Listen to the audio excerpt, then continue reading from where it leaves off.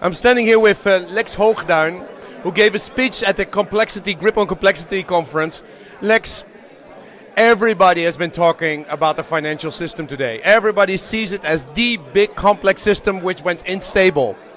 Now, and they looked at you for all the answers. What do you say?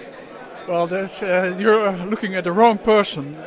Because if you want to have, it depends on the question that you want to ask. But if you want to get a solution that we will never have instability again, I think you're not asking the right question. Because one of the major insights that we can find is that an economic system or a financial system is inherently unstable, and at some points in time this instability will erupt. Well, on the other hand, it's even, and that's indeed is a fascinating insight, but even more fascinating is the insight that financial systems and economies are so stable, and that this instability turns up very irregularly.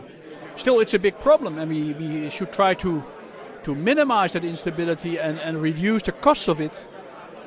But still, it is important. It is big, unstable system, but it can recover. Now, you said that the transaction industry is 25 times as much as the total gross national product, right?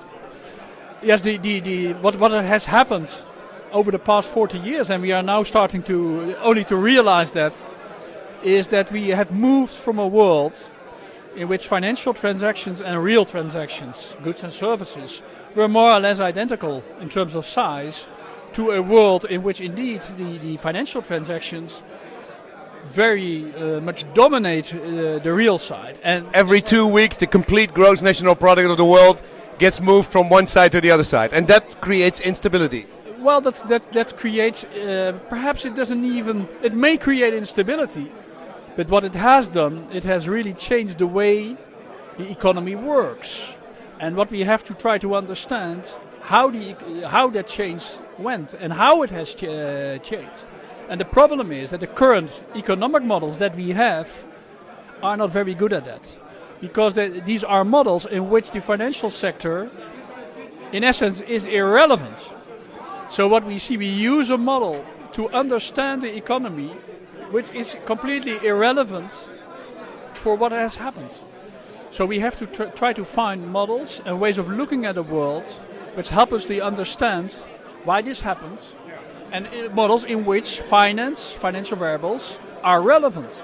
Today we talked people from biology, people from economy, people from financial, people from lots of different parts.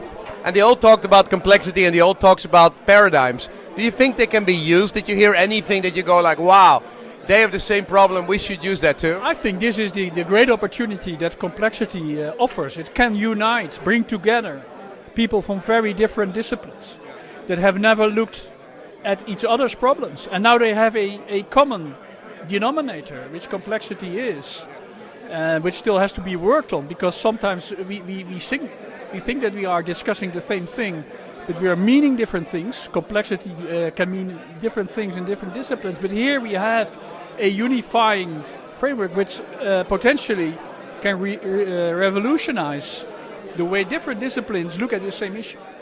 Now, we saw this instability, and the politicians have taken good, solid measurements, have more control. Will the problems be over because of the control, or will the problems be because of all the control? I think, if anything, the latter. Trying to control things that in essence cannot be fully controlled, in the end will end in a disappointment, but on the road may have negative by-effects. Because I think the instability in the financial system and in the economy is a byproduct of growth and learning and innovation. Thank you very much.